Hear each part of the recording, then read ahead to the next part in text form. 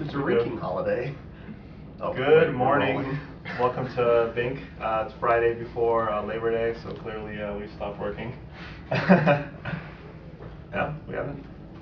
Yeah, we've kind of stopped. What was that? No, everything. Everything's Keep good? rolling, keep rolling. Keep rolling, Let's go. okay. Pretend like nothing's wrong. Anyway, so in spirit of Labor Day, we decided to make a little event of this morning. Just finished up our kegs and eggs breakfast, courtesy of this guy right here. Resident chef to you guys. Explain to them all what kegs and eggs is. So kegs and eggs is this thing that we used to do in college, and pretty much it started as a homecoming tradition where at 5 o'clock in the morning all the bars open up and they all do all you can drink, and every bar serves like a different type of food. It's like $7 to get in the door, and so you just bounce from bar to bar, eating breakfast and just drinking yourself into the ground.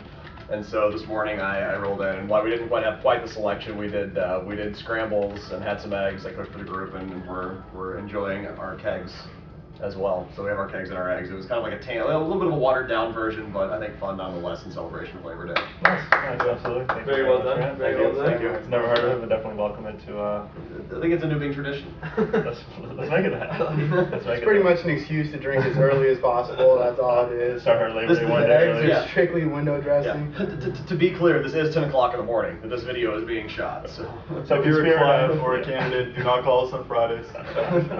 So in spirit of just finishing up kegs and eggs, I thought we'd lighten it up a little bit, still make it recruiting relevant, but talk about something that we probably enjoy hashing it out on. Thought we'd talk about the comparisons between dating and interviewing. Clearly there are some comparisons. I was just reading on online. I found a website that hits the top 10 do's and top 10 don'ts of dating, and found a couple of very interesting similarities to interviewing. So thought people could get two types of value from watching this. One, possibly some great dating tips. Yeah, I'll get with the don'ts real quick. See how many of those I hit. And two, yeah, I hit all of them for sure. And two, some great interviewing tips, because for sure some people out there could use them to their advantage. With that said, rule number one, or do number one of dating. This is, I was about to say, this is of dating, not of interviewing, right? Yeah, we're doing the top 10 do's and don'ts of dating and how they compare to interviewing. So these are the top 10 do's, like you should do these things? These are the top 10 do's of dating, and then we'll Okay. hit the top 10 don'ts of dating. Okay. And I'll try to only hit the ones that are relevant. Pay attention. Pay attention. Yeah. Focus. Do number one of dating, do try to look your best and be punctual on dates. Agreed. Pretty good interview tip? I think that's fair. Yeah, show up on time and don't look like a complete schmuck. Yeah, I think that's fair. Yeah. I'd say probably for the look part, a lot of people in our marketplace, companies dress very casually, they're not really up on suit and tie or whatever, but a lot of candidates are still very up on the, I want to be conservative, I want to make a good impression. What is the right way to dress for an interview? I can give you a good example of how probably not to dress for an interview.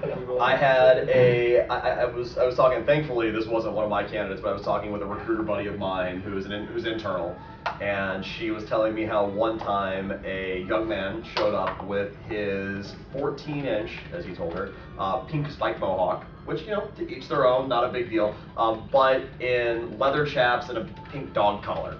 Wow. Stunning. To an interview. Now, to be fair, this company does say, show up in whatever you're comfortable in, because we care more about what you have to say than what you wear. Right.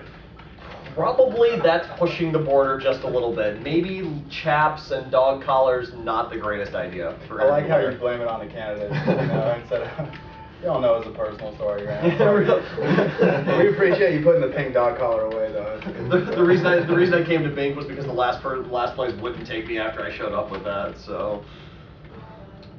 I don't know, man. I think it could be, I think when you go on a date, you want to stand out a little bit. You know what I mean? Like, you wear something that's like a little bit, I don't know, maybe not everyone thinks it's going to be cool, but you don't want to look like every other guy on the street with like khaki pants and a, white t-shirt. With interviewing, you more want to just not ruffle any feathers.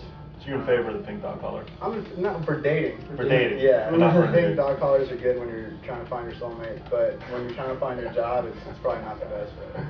I think the best advice, and maybe more seriousness than pink studded dog collars, the best advice I ever heard was plan to dress one step above whoever you're interviewing with. Yeah. So if, for example, people at, or I don't think it's any big secret that Bing recruits for Microsoft, so we'll go ahead and throw the name out there.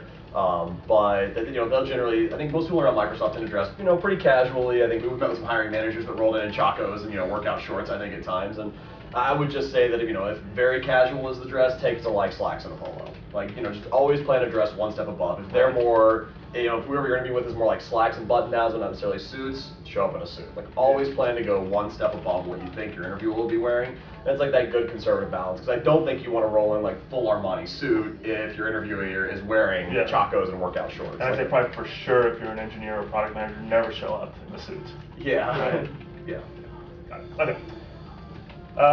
Do have fun when dating. I know the subject of Mr. and Mrs. Right is serious, but dating is fun, so keep it that way. Right? So when you go on a date, you want to keep it fun. Don't make it super obvious you're looking for Mr. and Mrs. Right. Same thing when you're interviewing. Try to keep it loose, show off a little bit of your personality. It doesn't have to be that serious of an endeavor. I was What actually do you guys going think to about say, that? I've noticed the candidates that are way more, candidates that want the job way more and come off as a little bit desperate are way less likely to get offers than candidates who actually. It's obviously the same way with dating too. Yeah. If you're sitting there like trying to like force yourself on, you're like, oh my god, I hope I get this girl. It's like Yeah. You're not gonna get it. yeah, what's wrong with you? They have to know that you're interested, but you can't act like you need that job. Yeah. You know what I mean? Like same thing with dating. You have to obviously, show that you're interested, but you can't like reek of desperation. You have to like play the cool guy role a little bit. And Sex Panther. I had a guy yesterday who he was going in for an interview and he was like, yeah, I like this job. I think it's like a good prospect, but I mean, if I don't get it, nothing's gonna happen to me. So I'm really just going in there, trying to make the best of it. If it works out, it works out. If it doesn't work out, then it doesn't work out. And those guys always end up doing the best. That's the best great attitude to have. personality to have. That's the best attitude to have. There's a running joke in recruiting. It's always the guys that are kind of on the fence that get the offers. It's never the guys that are like, wow, this is amazing. I love this. And it's kind of true. I think part of it is you go in more kind of casual, you go in more relaxed, and you really do put your best foot forward that way. You're worrying less about what she thinks of you, and you're worried more just about having a good time and being yourself. And I think that shows through. I think it works on both sides of the equation. That's such an unfortunate thing in recruiting though, because there's seriously nothing better than when you have a guy who wants the job so badly and they just give it to him, and that kind of rarely happens. I mean, usually it's the guys who are like, I could make a move. It's never the ones like, this is the company for me. That's It's rare that happens. But it is nice whenever it does, though.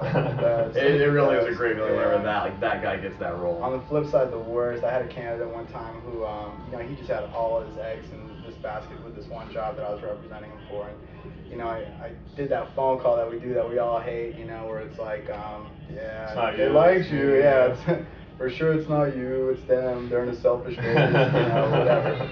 But yeah, man, this guy just called me back after the fact, and he didn't even know what to say. He was like, "What the hell am I gonna do now?" I'm just like, it's the worst feeling. But you got to think, I mean, someone probably picked up on that in the interview. Yeah. You know what I mean? And it was probably a huge turnoff. So, but yeah, one of those unfortunate things. So keep it cool. Keep it cool. Okay, do number 3. Do flatter and compliment your date on the way they look and the things they wear. People tend to go to a lot of effort on a date, hopefully. So being told that you are looking good is a nice thing to hear.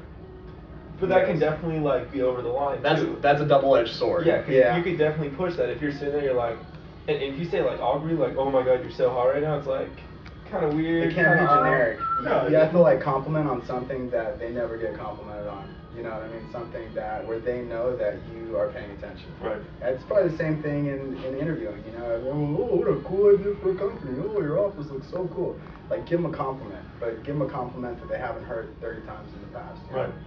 I think it's good. I mean, to me, this says, Mr. Candidate, Miss Candidate, do your homework on the company, find out what it is specifically about the company that interests you, and make sure they know about it. So, like, don't be generic. If you're going to interview for Microsoft or Amazon or some big company, don't say, I'm really interested in this because it's a big company.